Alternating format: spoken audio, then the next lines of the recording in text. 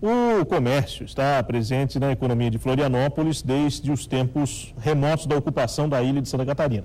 E a evolução dessa atividade acompanha os fatos mais marcantes da cidade, como a inauguração da Ponte Hercílio Luz, a chegada do turismo, o advento do turismo.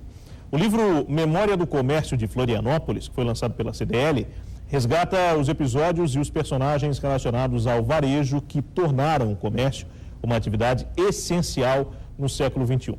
Por isso, nós recebemos aqui no Conexão TV Com o autor do livro, Carlos Stegmann. Tudo bem, Carlão? Boa tarde. Bem, boa tarde, muito obrigado pela oportunidade. Obrigado também pela tua presença. O livro que eu vou mostrar aqui para o Marcos, para a gente poder já sinalizar a capa e fazer o nosso telespectador conhecer, Memória do Comércio de Florianópolis, com a realização da CDL, foi organizado, foi escrito por ti. Eu queria saber como é que foi esse trabalho criativo, literário e, acima de tudo, documental, que é o que a gente observa nessa obra de grande qualidade. Exatamente, Felipe. A ideia foi, sobretudo, não fazer um trabalho acadêmico, historiográfico, né? Mas, até porque eu não sou nem um historiador e nem um acadêmico. E a ideia foi tentar abranger um número maior possível de leitores. Então, primeiro escolhemos os fatos que mais impactaram a cidade e, por consequência, impactam no comércio. Existe aí uma expressão que é muito interessante de que o comércio é o para-choque da economia. Sim. Então a cidade cresceu e nessa proporção o comércio também se desenvolveu. E aí a ideia foi trabalhar uma espécie de recortes da história e também, sobretudo, humanizar a abordagem. Sim. Porque o comércio é a atividade econômica mais humana que existe. Por mais que haja o e-commerce e todo um processo de automação, o comércio ainda persistirá como uma atividade extremamente humana. Então, eu procurei resgatar muitos nomes, muitas pessoas, muitos personagens que ainda são anônimos. Evidente que, por exemplo, consta a figura do Carl Epke, que é lendário, né? E inclusive ele é muito associado à indústria, mas foi a maior rede de comércio do Brasil, do sul do país, seguramente, né? A Casa Epke, as lojas Epke, mas também consta o Charles Edgar Moritz, mas eles já têm uma bibliografia, o Carl Epke mesmo, muito significativa. Agora, o José Dias, o Moacir Pereira Oliveira, o seu Mário Machado, que fez esse ano, completou esse ano, no finalzinho de setembro, 100 anos. Está vivo ainda, seu Mário. Sim. De uma casa, a Machado e Companhia, que sobreviveu até a década de 70.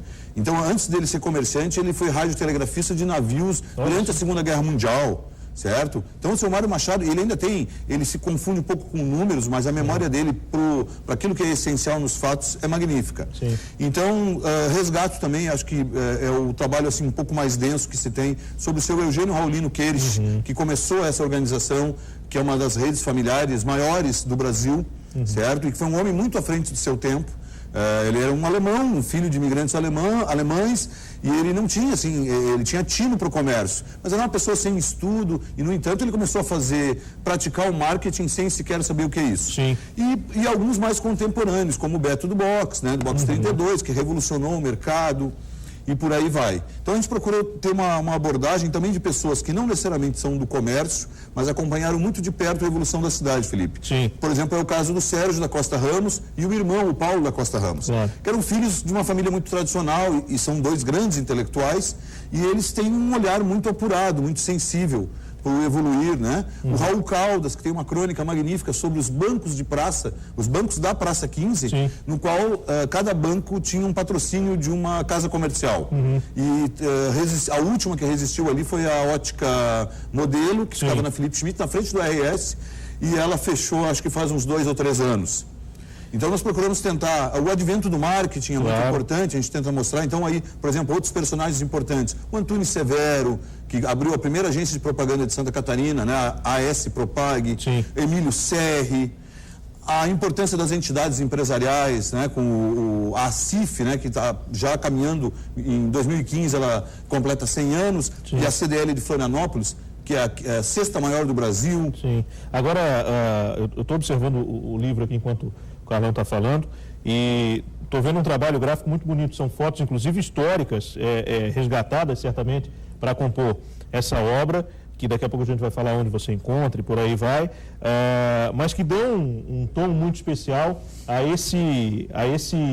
essa linha que conta a história do comércio aqui em Florianópolis e, por que não dizer, a história também da capital catarinense. São inúmeras imagens, os textos conduzindo também a arte gráfica, que é muito intensa, mas falando um pouquinho desse trabalho de resgate histórico, foi difícil para você conseguir esse material? Foi um trabalho de equipe, né? Eu pergunto isso por quê? Porque sempre que a gente traz alguém que faça livros e que resgate a história aqui em Florianópolis, eu faço essa pergunta. E eu sinto muito isso. Às vezes a gente encontra uma dificuldade impressionante de encontrar a memória de Florianópolis. Às vezes as pessoas não guardam.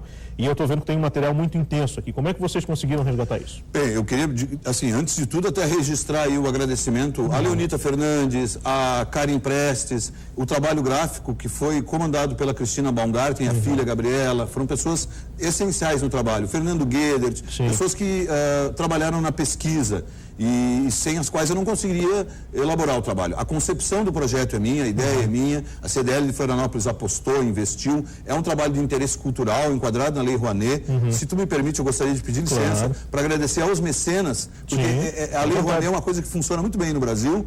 Então, a Tractibel Energia, a Cassol, Supermercados Imperatriz e Carioca Calçados.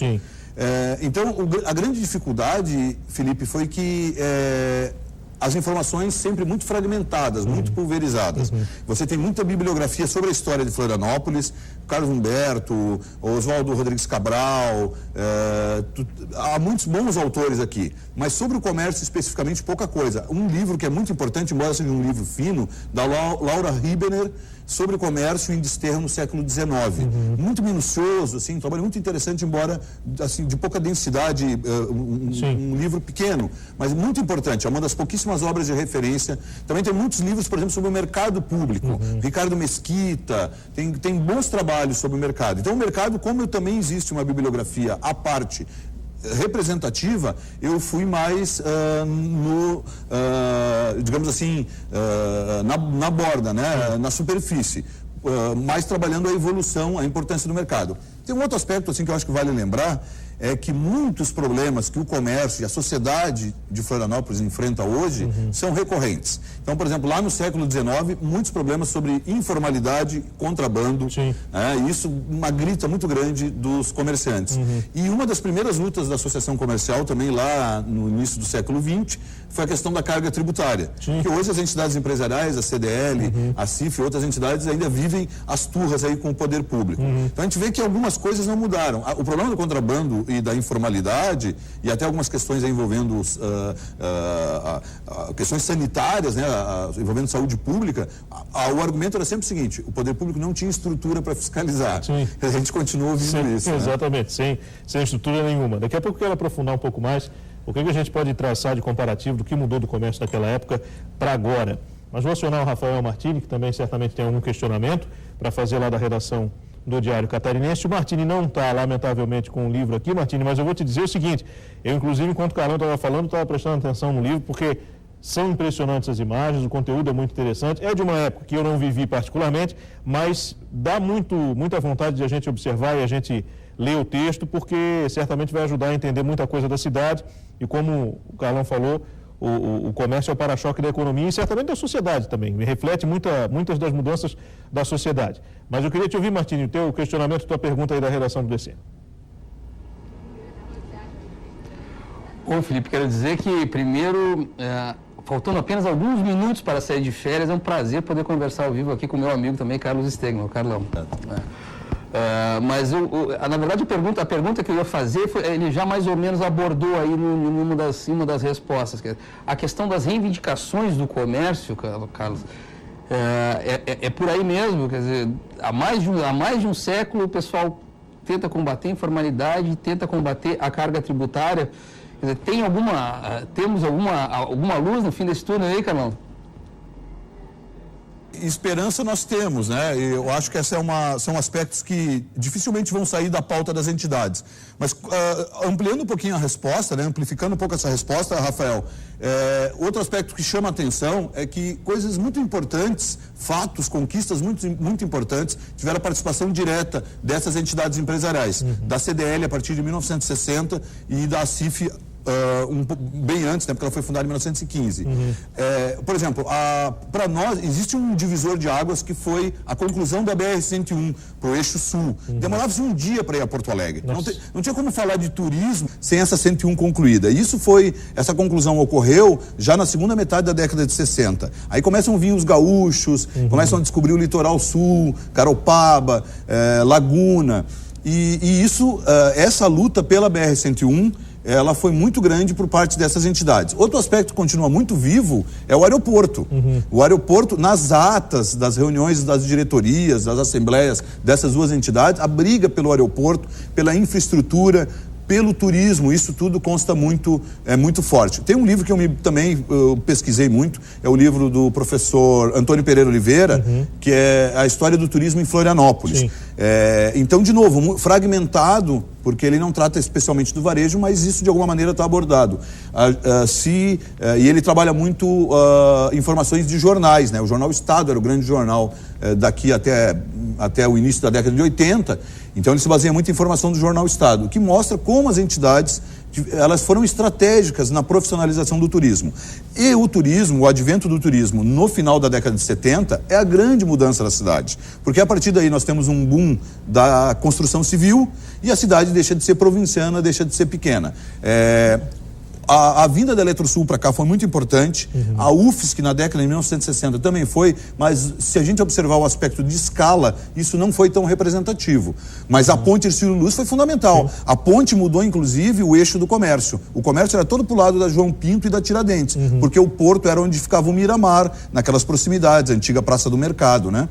E aí, com a ponte Hercílio Luz, valorizou muito mais o lado de cima, e a Felipe Schmidt, a Tenente Silveira, certo? A ponte foi muito importante, talvez bem mais importante do que a vinda da Eletrosul e da UFSC, né? Sim. Agora, eu não li ainda, evidentemente, porque eu peguei o livro agora, mas pelo transcorrer da entrevista aqui, eu consegui assimilar uma coisa que eu queria te perguntar e trazer isso para o contexto atual. O que se observa é que esses grandes visionários da época, que hoje têm impérios que foram criados naquela época, tinham uma relação muito próxima com a cidade, era uma relação comercial, mas ainda muito mais próxima do tradicional caderninho de fiado do que hoje, que a gente tem uma relação um pouco diferenciada. E o que tem hoje em Florianópolis, o que a gente observa hoje, são grandes lojas, grandes redes, que muitas já vêm prontas, muitas com um processo muito mais mecânico do comércio do que o de outrora. Sinais do tempo, evidentemente, isso não poderia deixar de acontecer. O que eu te pergunto, falta ainda em Florianópolis e nos outros lugares do mundo um pouco mais desse caráter que se encontrou no começo do comércio aqui em Florianópolis, dessa relação mais pessoal, e essa mecanização do comércio acaba trazendo prejuízo também, não? Eu creio que nós teremos, o mercado vai permitir espaço, teremos espaço para diferentes perfis de comércio. O centro histórico, ele vai ter muito espaço por pequeno comércio. A Conselheiro Mafra, onde nós tivemos lá o seu Stefano Cotizias, bem, nós temos na Conselheiro Mafra a Bush, né, que hoje é tocado pela Luciana Bush, que é neta do fundador, o Guilherme Bush, é o estabelecimento comercial mais antigo de Santa Catarina, 1880, tão antigo quanto a Hering em Blumenau. E então a Conselheiro Mafra preservou muito, por exemplo, descendentes de sírio-libaneses. Os gregos, eles já saíram um pouco do comércio, tem muitos descendentes. O neto do seu Stefano Cotizias, ele é um dentista muito famoso na cidade, nos ajudou nas pesquisas. Tem uma foto aqui com escravos, provavelmente escravos libertos, mas isso aqui é a loja de secos e molhados do seu Stefano Cotizias, que veio de Castelo Horizon, que é uma ilhota na Grécia, mas a Conselheira, ela vai preservar muito isso. O comércio, isso a gente vê em outros lugares do mundo, ele vai ter um pouco espaço, comércio de bairro, ele vai ser muito familiar, ele vai ser muito do micro e pequeno, e talvez os grandes centros predominarão então as grandes redes. Mas hoje, de maneira geral, Felipe, o comércio ainda é 99% é de micro e pequeno. As grandes redes chamam muito a atenção, mas o comércio ainda é dominado pelo micro e pequeno empreendedor.